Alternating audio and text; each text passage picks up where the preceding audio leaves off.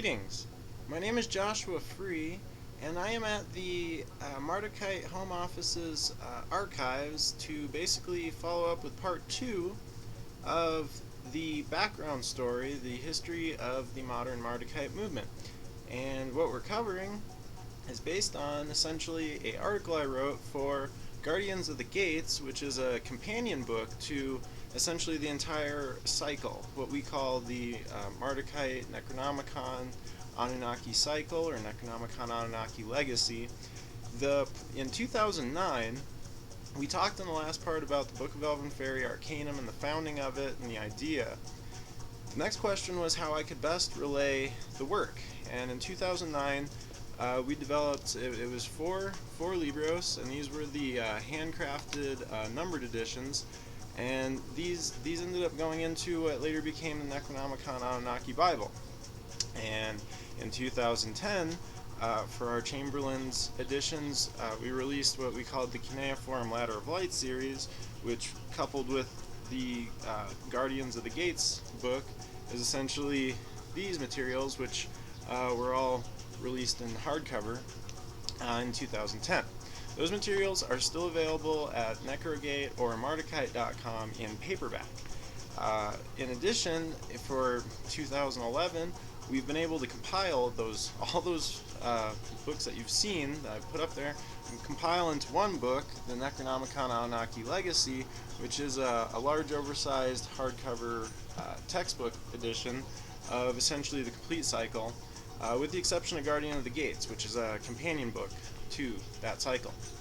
So what we're going to get into tonight in part 2 is essentially the transition between the Book of Elven-Faerie and Arcanum and Magic and Mysticism and the Merlyn Stone side, and its evolution in 2008 and beyond into what we now call the Mardukite Ministries, which is basically run by a group called the Mardukite Chamberlains, and a governing faction called the Council of Nabu, which operates the Mardukite Truth Seeker Press that provides the materials that we describe on this channel.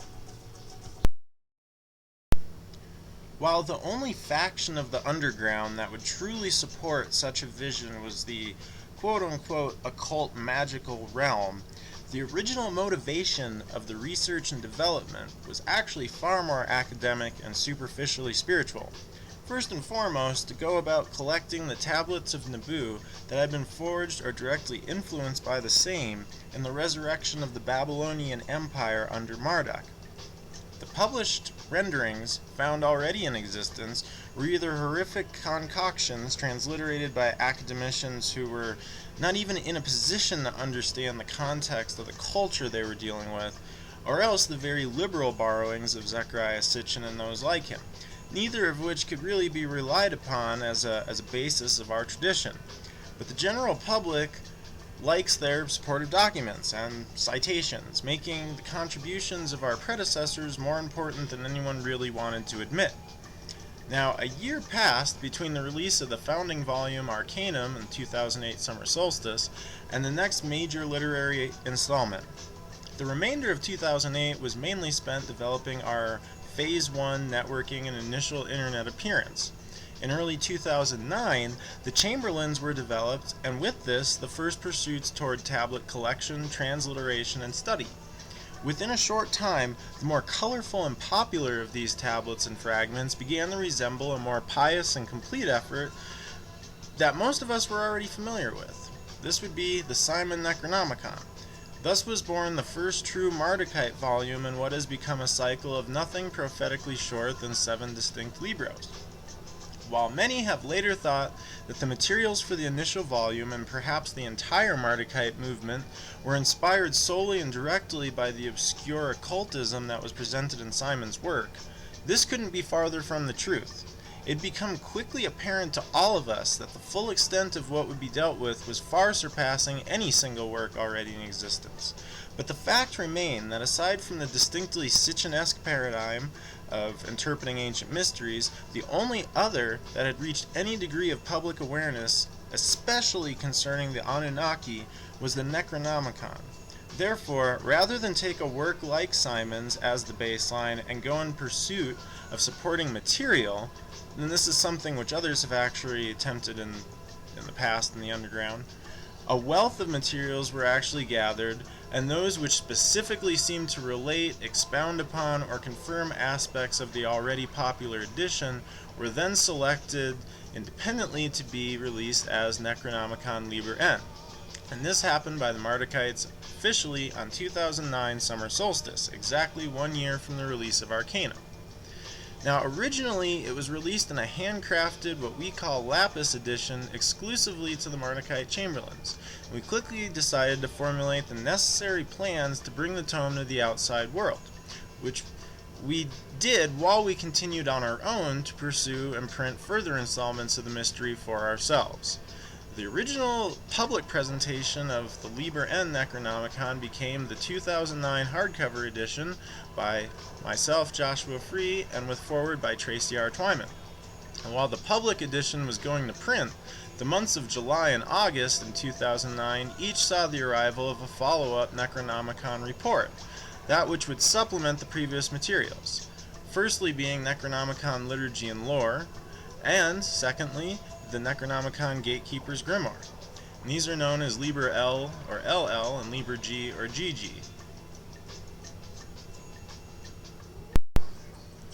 Internal complications within the organization held up the release of the volume known as Nine Gates of the Kingdom of Shadows, or Liber 9. This was originally scheduled to be available by Samhain or October of 2009.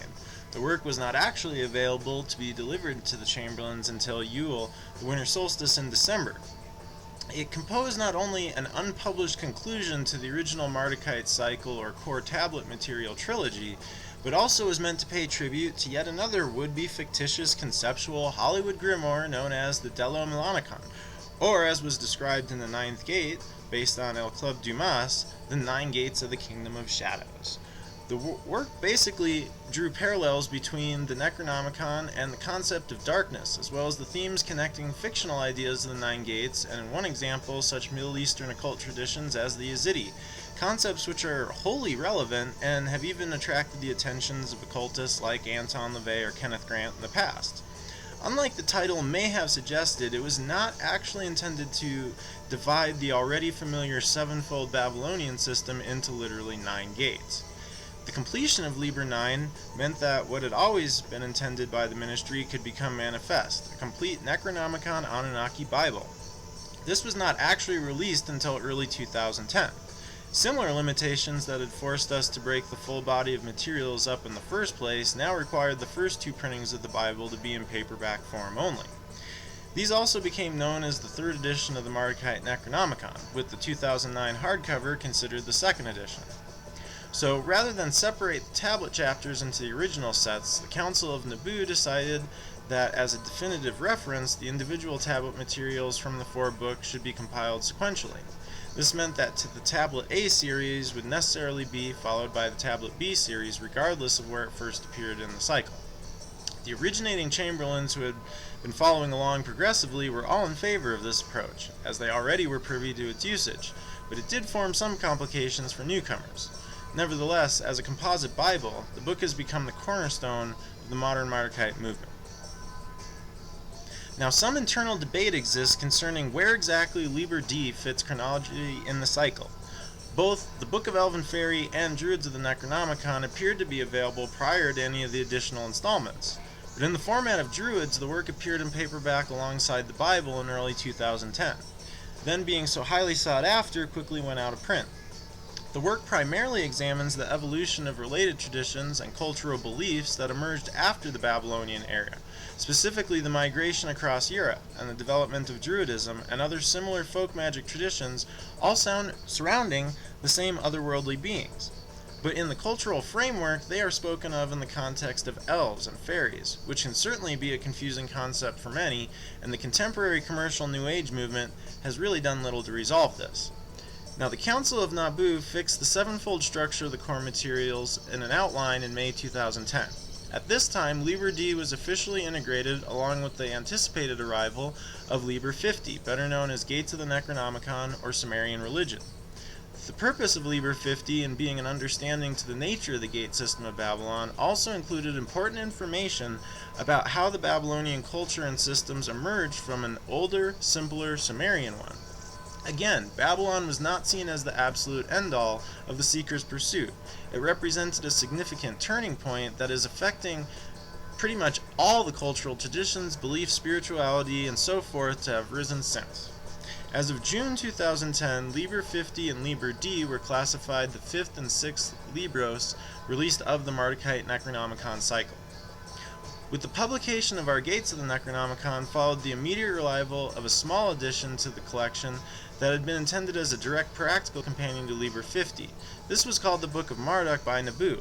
The pocket devotional companion contained a series of original prayers to the Anunnaki, written from the perspective of the Babylonian Mardukite priesthood of Nabu, presented in the style of an ancient tablet transliteration including both the Babylonian, Akkadian, and English versions of the same prayer side by side. These are considered original because they did not actually appear on ancient tablets in their given form, and were instead crafted by our ministry for internal purposes in conjunction to the research and experimentation that was taking place around Beltane of 2010 for the Liber 50 consecration work. The Book of Marduk is referred to by the Mardukite Chamberlains as the BOM, or else the W tablet series, and is currently reprinted in the Necronomicon Legacy edition. The 7th and final installment to grace the Mardukite Necronomicon cycle was released in autumn 2010, much to the surprise of many of the Chamberlains who felt the cycle could just continue on without end. Necronomicon Revelations, unveiling the great deception of aliens, gods, and men, was released as Liber R exclusively to the existing Chamberlains. The work brings the Seeker into the present era, where prior they had walked the ages past, Sumer in Liber 50, Babylon in the Anunnaki Bible, and evolving Western Europe in Liber D. The topics that included Simon's Necronomicon, Tales of H.P. Lovecraft, and other contemporary visions like the Nine Gates interact with one another to explain the current state of the modern world and how the secrets of the ages will reveal the future. A public paperback edition was later integrated with the original Liber 9 sequence in September of 2010 to allow for the return of a revised and expanded Nine Gates of the Kingdom of Shadows.